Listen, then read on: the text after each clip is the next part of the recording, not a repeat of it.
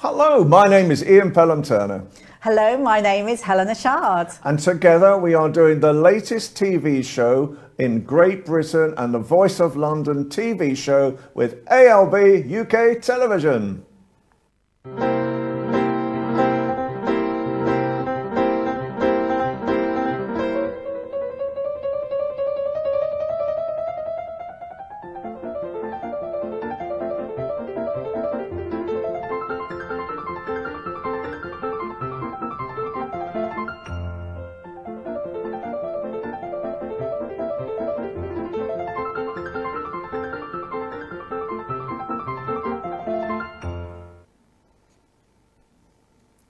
Well, to say the least, it's been a very, very busy week in Downing Street, where our Prime Minister and his wife, Carrie Johnson, live. And boy, do they seem to live at the moment, that's for certain. They've been allegedly having parties. That's caused all sorts of confusion at the moment. And what is going to be happening in the future, because now a book is just to be coming out shortly, stating that really Carrie Johnson is probably doing more government thoughts and ideas than really she should be doing. Whether this is true or not, this is just allegations being made in the book at the moment, but people are really starting to wonder, is it Boris Johnson in power or is it Carrie Johnson in power? Now, a lot of the attacks at the moment on Carrie Johnson in the newspapers over the past few days have become misogynistic. The reality is that they are saying, in reality, this is really attacking the partner of the Prime Minister, and normally under a lot of political views, the reality is that they are never spoken about really in public. So what is happening at the moment in Downing Street? Well, we will find out over the next few weeks what on earth is happening. But in reality, at the moment, it seems that Carrie Johnson may be wearing the Downing Street trousers. We will let you know as soon as we know. And then secondly, basically now we are coming out of the pandemic, and so is the NHS. And so the NHS at the moment now has a backlog of many years of people who would have been treated during the pandemic but couldn't because of obviously hospital space and hospital regulations. Now the Health Secretary, Sajid Javid, has said today that it will take up to 2 years now, that's his promise, up to 2 years now for people to start having their operations again. And this was announced at lunchtime today. So people who may have knee injuries and so forth will hopefully get their operations happening within the next 2 years. And obviously things like cancer treatment that a lot of people are worried about, that will go to the front of the queue. And finally, on my piece of the news, my goodness me, last night, Sir Keir Starmer was barracked by a whole group of people as he came out of Parliament and had to be rescued by the police. And basically they were shouting out comments saying that he was part of the team that stopped Sir Jimmy Savile being really indicted and accused of being working and playing with young children at that time of his career before he died. And he was seen to be a paedophile. Now, this was an allegation actually said by Boris Johnson during a heated discussion the other day. Now, there's been a lot of rows going on about this, and at the end of the day, in reality, with Boris Johnson, everybody's saying to him now, for goodness sake, take that message back. Apologise in Parliament for that message. He refuses to do this at the moment. But really now people are saying it's almost Trumpism happening within London itself. So now I will pass over to my colleague Helena Shard for the royal stuff. Thank you very much, Ian. But I just want to say that Boris and the whole thing, it's like some kind of Shakespearean play that's unravelling. Completely bizarre. So moving on to our lovely Her Majesty the Queen. So excited. A big, huge historic milestone, the Platinum Jubilee. 70 years of service she's given to us, and I find it extraordinary that she is just so amazing. I don't know how everyone feels. I mean, depending, people have different views about the royal family, but I think it's safe to say that everyone loves Her Majesty the Queen. She's almost like, the grandmother of the whole Commonwealth. Cosy pair of slippers. There's something so special and beautiful and twinkly about her.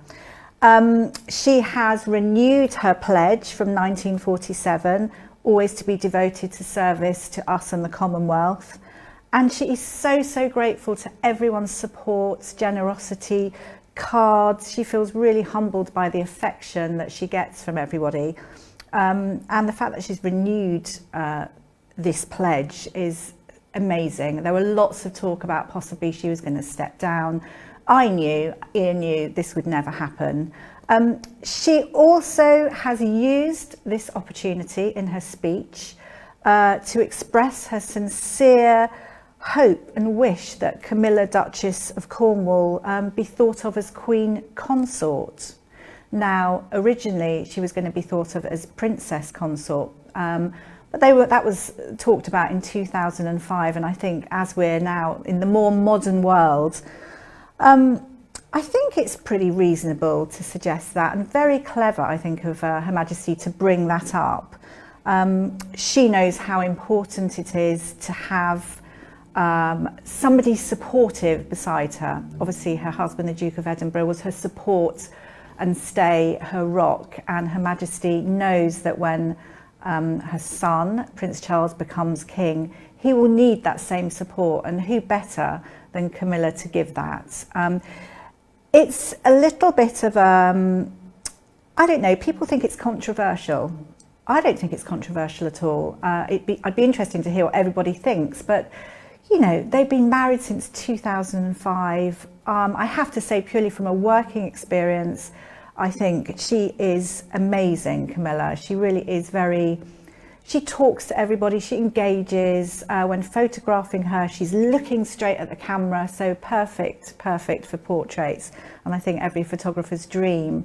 And she is so good for Prince Charles. They make a brilliant team, work very well in the whole family. I think even in 2005, when they got married in Windsor, you could see that the Duke of Cambridge and Prince Harry, they warmed to her. That was then, and I think if anybody was to grumble, it would be them. But they were, even at that stage, really, really enjoyed. I think she's very supportive of them. And interestingly, I think when they got married, Her Majesty referred to the whole of them getting married a bit like the Grand National. There was lots of stumbles, but they got there in the end.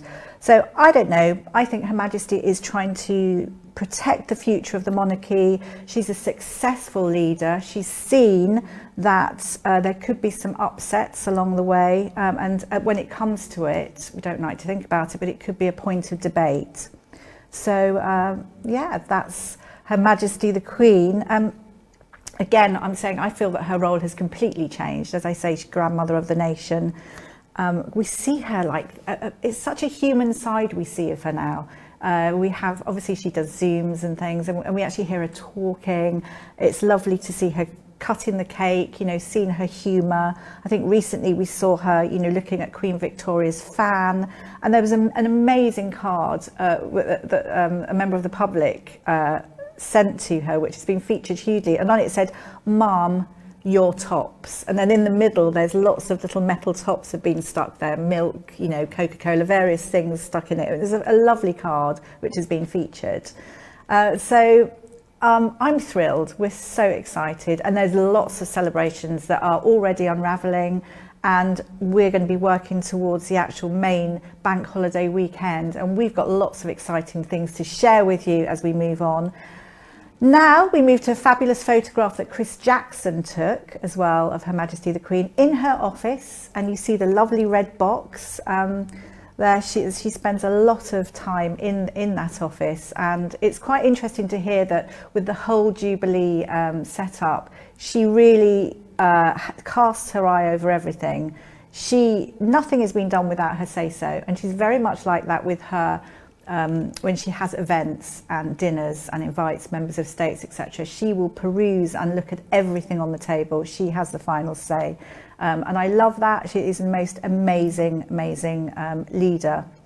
So very exciting, all of it. And I think it's something very interesting to say. It's people were always very concerned about Camilla and Prince Charles, but actually, you know, when it comes down to it, there are so many different blended families in the world. It is basically how our world is made up.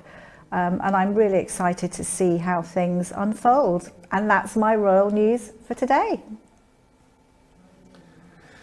Well, I think that is perfect. Well done, you. This is going to be a regular part now of the show that we do, that we'll talk about things. And Helena and I have been working together as royal commentators as well for the past 12 years. For such a long time. So it is. And I'm grateful for Helena to come back and share the opportunities with this show as well. Great. So now we're just going to take a short break, and then we're going to come back with a very special video. The videos at the moment are going to show a charity called Mind, and in reality from now on a large proportion of the TV shows will actually hopefully highlight the values of charities in Britain and across the world. So we'll just take a short break and then we'll go straight in to the Mind video. There are a number of misconceptions surrounding mental health. There's an enormous stigma. Britain is a country, perhaps more than any other, where you might say that the national emotion is embarrassment. And nowhere is that clearer than when it comes to issues of mental health. We're addressing a real crisis. 1 in 4 people in any given year suffer from a mental health condition. The greatest cause of death amongst men under the age of 35 is suicide. My first overdose was in 2003, December. I felt I had no future. I couldn't hold down work. I genuinely believed that the people around me, for all the hurt I was causing them, would be better off if I wasn't there. Bipolar changed my personality by making me the person that I didn't ever want to be. I was very, very low. My self-confidence, self-esteem and self-worth went. I just felt very sort of isolated, and I felt like I couldn't talk to friends and family because I couldn't really express what was going on. I knew there was something wrong, but I couldn't put it into words how I felt. When I was in hospital, physical restraint would happen quite regularly to me. I spent most of the 90s, which was my 20s, in and out of hospital with 5 really serious admissions. It was just an unimaginably fearful experience, and I felt quite scared, isolated, not many people to turn to.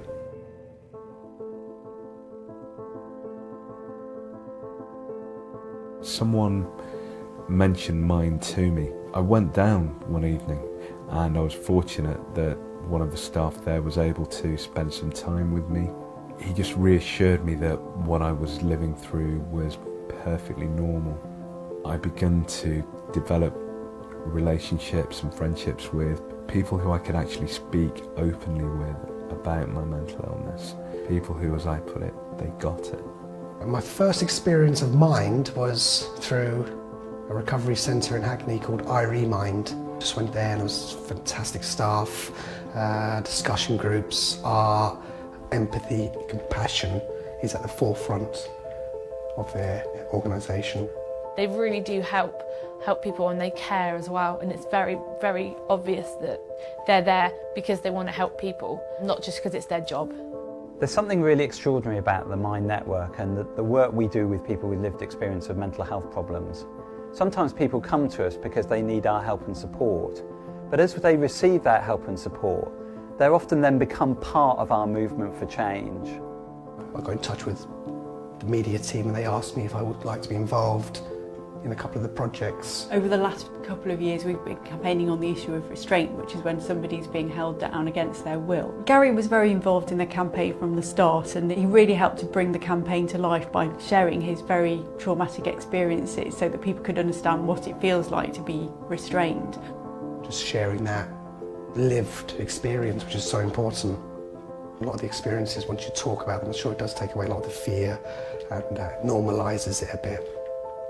Because Solent Mind have helped me, I want to give back and help others because of the fantastic work they did with me.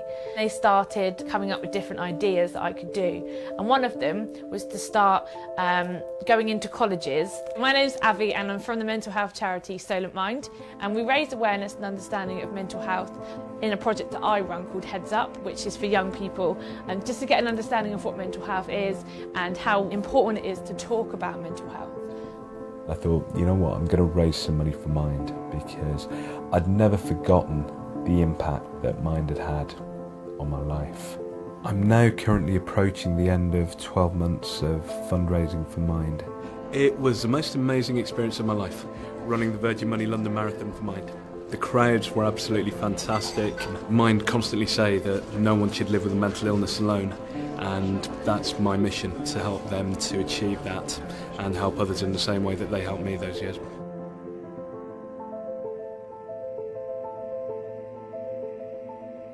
We are Mind, and we are working together to make a huge difference for now and the future.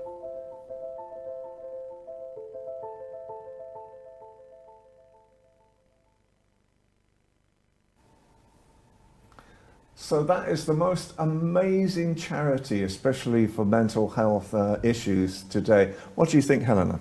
Oh, I think it's fabulous. I mean, Mind is an amazingly huge charity. It's an enormous resource and help to so many different people. And I think you could see in the video as well all the communications, all the people that got help, and how interesting how they then contribute in giving back and do talks and go to schools. I mean, it's fantastic. Stephen Fry has actually been Mind's president since 2011. Which is amazing, and they are really easy to get hold of. You know, if you look online, and they've got a very catchy telephone number, 0300 123 3393. So if anybody feels that they need to contact them, they're a great charity. So brilliant. And actually at the moment there is so much going on. We've had Time to Talk, Ian, which is very much a huge conversation that everyone's entered into, so people talk, listen and change lives. That's just passed, and that's Rethink Mental Illness with Mind and also the Co-op. But at the moment, the Place to Be is another charity, and this week, at the moment we're in the middle of it, it's Children's Mental Health Week from the 7th to the 13th, and this year the theme is growing together, and more than ever young people have been impacted due to COVID. 1 in 6 people have children, which when say children 5 to 16 years, have a mental health condition. And I know that they've been a new report that's been brought out that pupils' anxiety, low self-esteem and depression is huge at the moment. And I think only something like 9% of young people have actually spoken openly about how they feel in the last year. So charities are doing so much good. And we're going to, as Ian said, be reporting on some amazing charities as the weeks go on. And we're now going to take a very quick short break, and we're going to bring on this most amazing young lady, Elisa Ademi. I can't really give her enough compliments, I don't think, of the values, the excitement she brings, and the inspiration as well. So we take a short break, and on will come Elisa.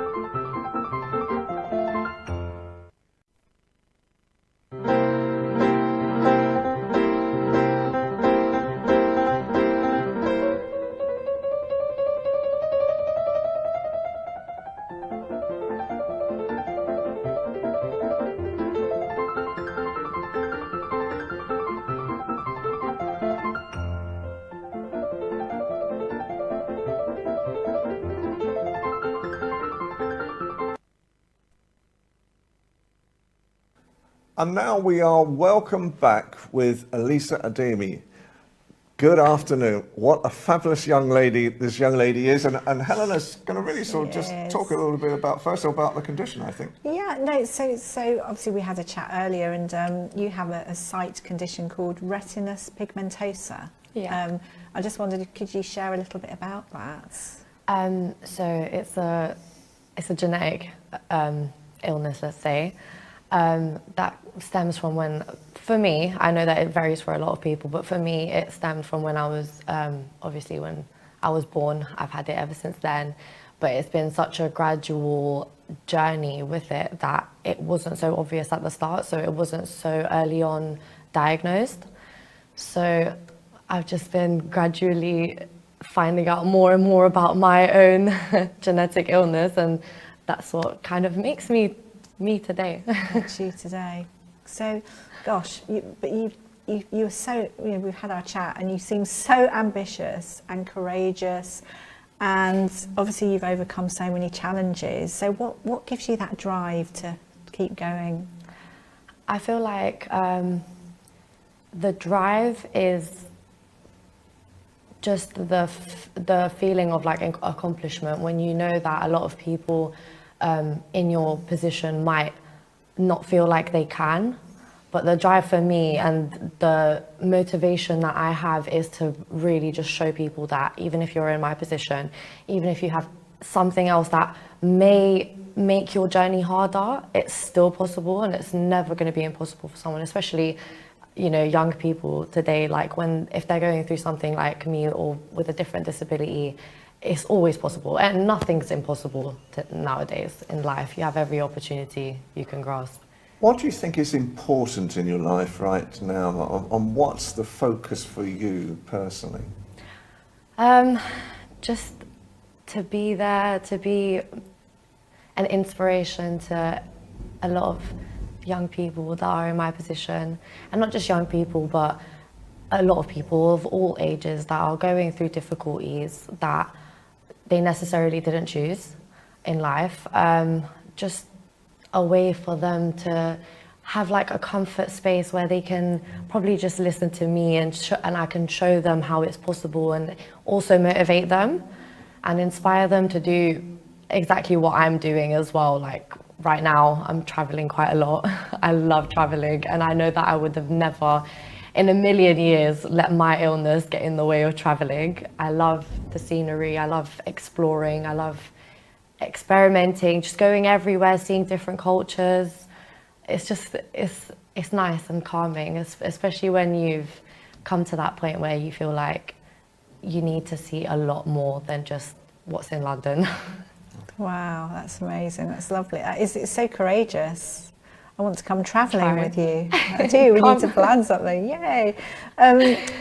So how important are your friends and family? I think it's really important to have a very stable group of friends and family, especially because with family you're with them all the time, non-stop.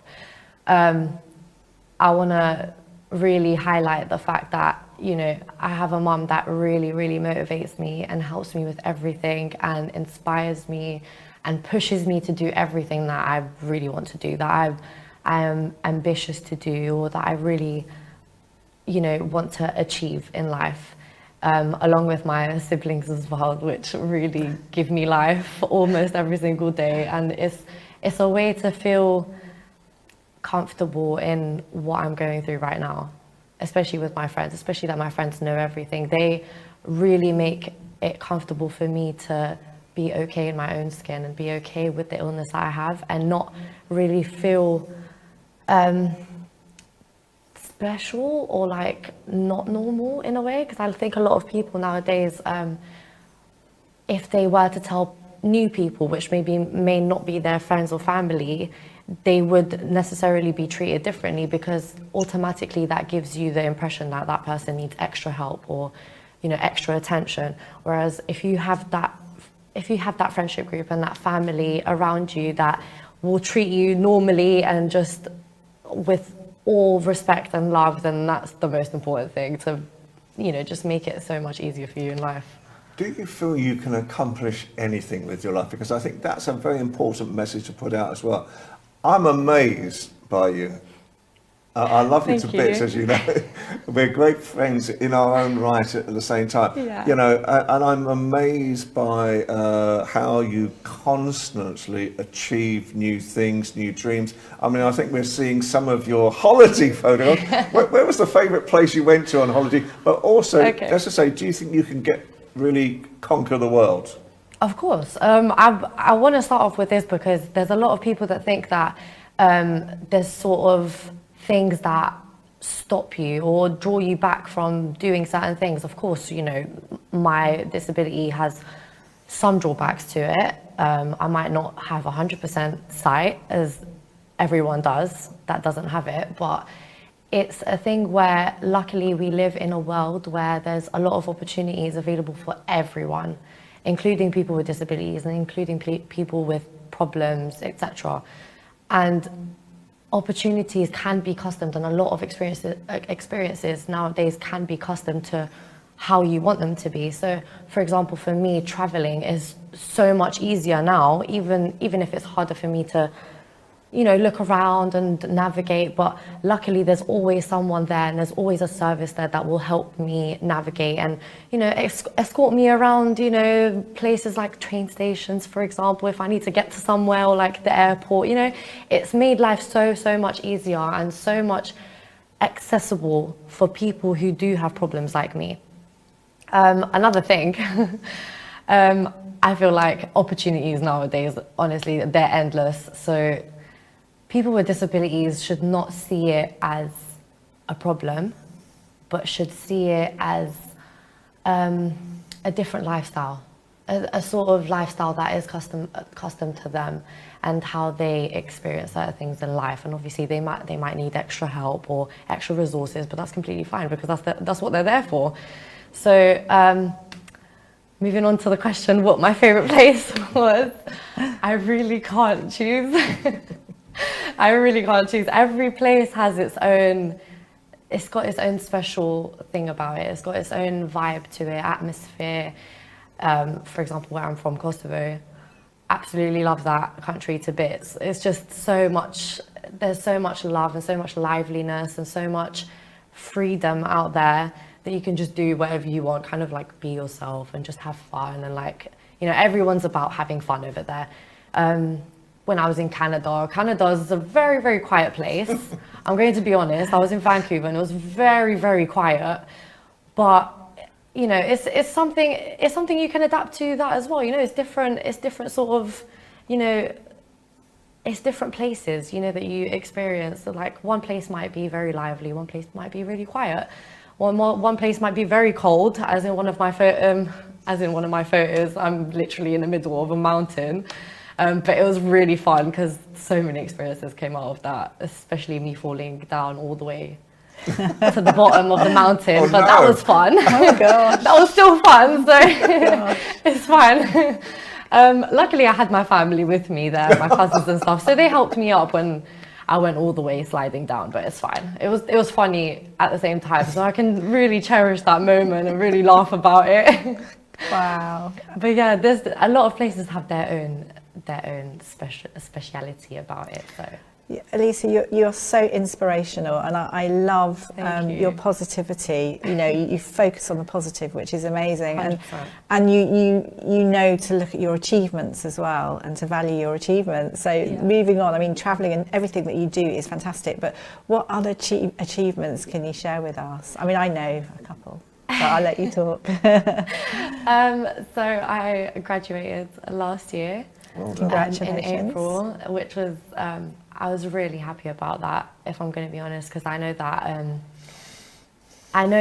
when I used to go to the hospital, which I have quite a few appointments like annually, they would talk about like generally about how people with my disability don't usually get to that point, and I find it so it's quite upsetting when you think about it, because it's, you know, it's a lot of young people like me that maybe are not being able to reach that level. You know, maybe uni isn't for everyone, but personally I had a really amazing experience at uni, and everyone around me, even the lecturers, even my friends, like they were really, really, really helpful, and I really appreciated every single second of it, even though I didn't get to move there, but it's fine. I stayed at home, which was an advantage. It was just, I loved it, to be honest. And I did go into a little bit of work, but I'll probably share more when I have a bit more experience in that department. But obviously for work as well, I just want to say that it is possible for everyone. Like, a lot of people might think that it might be hard to be independent in the workplace, but nowadays the way life has become and the way society and the community that you live in have really customed even your work life to it. So for example, at work you can have people that help you, because at one point when you're at work you become like a family with the other employees that work with you. So they'll be luckily they're very accepting. I know that for me they were very accepting, and they really helped me around, which was really good, and I was really grateful for that. But yeah, I think it's anywhere you go, you know, they will see that you do need help, and if you're positive enough, which I think positivity is the most important, and if you share that positivity and share that light coming from you, that it will show people that you're really determined to do what you want to do, and that obviously you might need a little help along the way, but you know, there's nothing wrong with that. Yeah. Are there support mechanisms? Are there charities that help support you as well? Is there help out there for you? Yeah, there's loads actually. When I was first diagnosed with retinitis pigmentosa, I can't even remember it myself. There was the RNIB. They were really good. They also offered me the guide dogs as well, which I really, really, really wanted to have one. I really did, but my parents were a bit weird about that situation. Also, there's other charities as well that work with the hospital as well, with Moorfields, which is one of the biggest hospitals for the eye industry as well.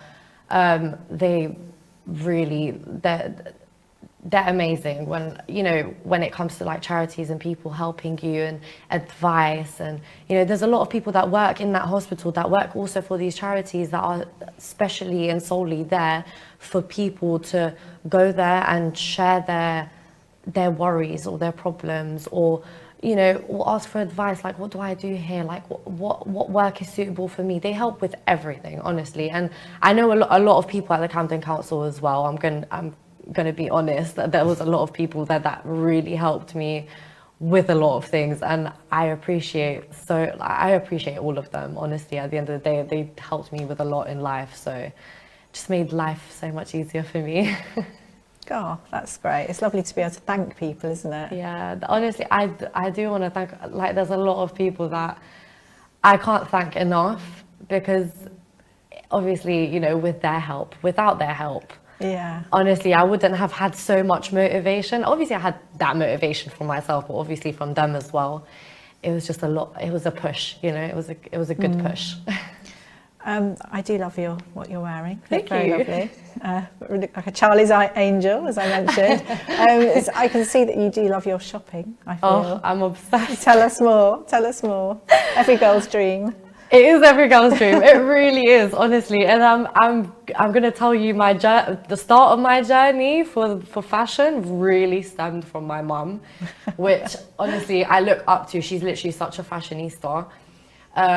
When I was little, she kind of spoiled me when it came to like fashion and, you know, shopping and all of that. So it kind of came into me, kind of thing, you know, like it was kind of like forced onto me, like fashion. And honestly, I know that for a lot of people with what I have, they would find it hard, you know, necessarily to go shopping and like distinguish certain things. Like for me, I know that gradually, like obviously it hasn't always been like this, but gradually I did see that, you know, I did have some sort of tricky situations where I'd be like, wait, what color is that? Because maybe like now gradually I might be like losing, you know, sense of color. I think that's what they say. But it's the thing where when it's your passion, you really won't let anything get in your way. And I just love fashion so much. So I always buy the newest things. I always buy the newest trends. Sometimes I'm even always on top of trends as well. I really try to trend set sometimes. So I'm like, okay, well, I wanna, I want to influence you and I want to influence that. And do you know what I mean? Like, kind of like wear this and wear that and like just see what different things look good together, And I don't know, it's just fun. Like when you go out and you see all those clothes and you're like, let's buy this and let's buy that and see this and see that. It's so exciting. Like, it's just so fun. How important is your Albanian background as well? Because the thing I see about Albanian people, they have tremendous spirit. Yeah.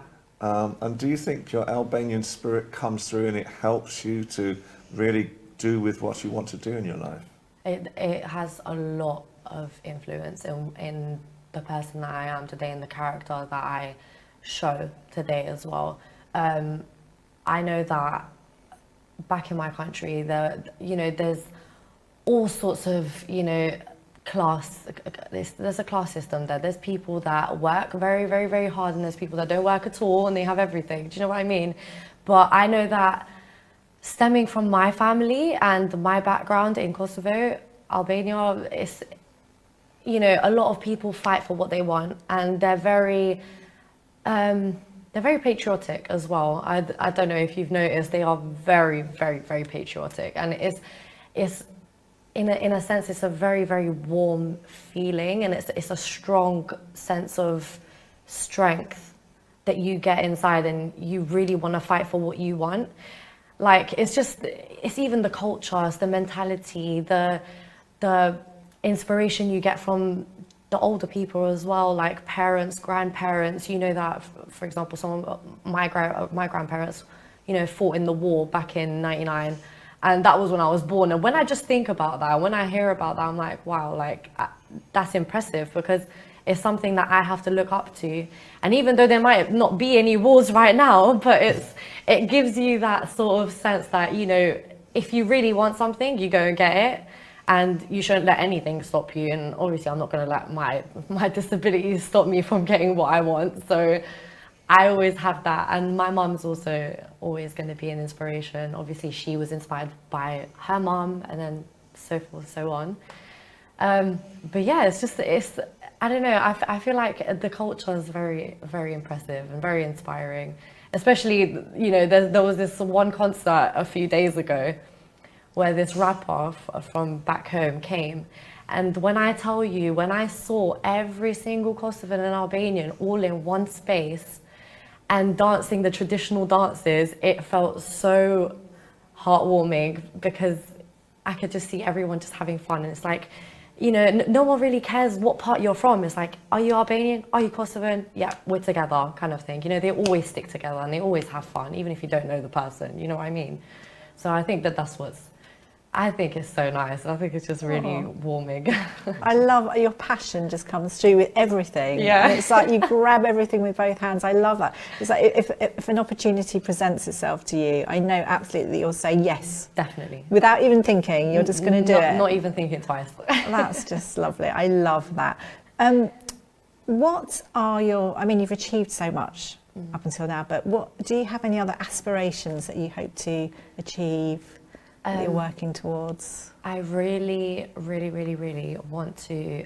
I really want to get into motivational speaking, influencing. I think in my sector, so the disability sector, it's obviously there's a lot of people coming out right now. I'm seeing all over TikTok, all over Instagram, where most of the influencers are. There are a lot of disabled people that are coming out and they're speaking motivationally about what they have and how they can motivate other people as well. But I think that the whole idea around someone being disabled is that they don't look after themselves, or they're not capable of certain things. But I want to be that person that will really show that and really emphasize the fact that disability should not have a sort of it shouldn't have a stereotype to them. It shouldn't have this is what a disabled person looks like and that's how it should be, you know? Because obviously with me, I know that I've had experiences with a lot of people that have thought, you know, well, she can't be disabled, like she looks like that, or she's doing this, or she's doing that, you know? It's like, even we can do it, you know? We can do everything as well. So I want to emphasize that as well, to not just to people that don't have disabilities, but to people that have disabilities as well. Look good, do what you want to do, push yourself, motivate yourself, always be positive, because as I always say, like, if we couldn't handle it, God would have never given it to us, if we couldn't handle what we have right now. And I know that luckily, whatever God wrote for me, I'm able to get through it and just be a fighter through it. Excellent. Finally, because unfortunately we're coming to the end of our time today. What's the maddest thing you've got on your bucket list that you want to do? Skydiving, definitely. Ooh. Yeah, I really want to do that. I'm such an adrenaline, freak when it comes to it. I've done paragliding, which was really, really fun. I forgot to put that photo up, actually. It was so fun. It was in Turkey, just flying through the sky on top of the water. It's quite scary, but it's fun at the same time. I just want to do all these like bungee jumping and all of this, crazy stuff. But most of all, I want to be that inspiration, like that big inspiration to everyone, not just, people who are disabled, but also including my brother as well. And he holds a very, very big place in my heart, and I just really want to be an inspiration to him as well, and to everyone else. Excellent. Well, thank you so much for your time this afternoon.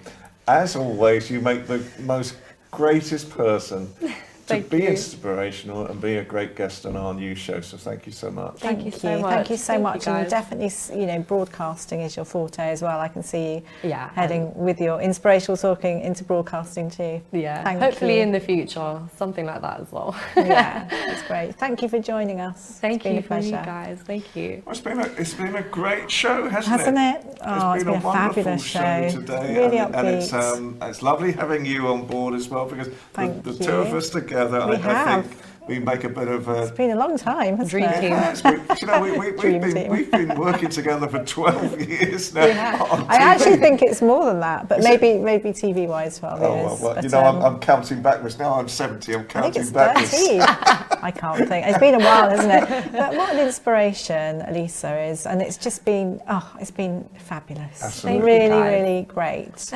So well done. Thank you. And come back again soon.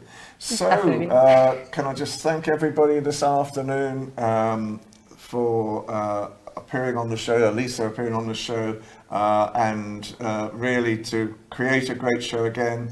So, from me, Ian Pelham-Turner. And from me, Helena Shard.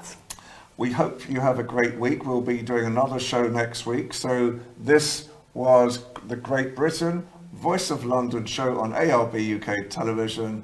And all we can say is, we wave, goodbye, and have a great afternoon. We'll see you next week. See you soon.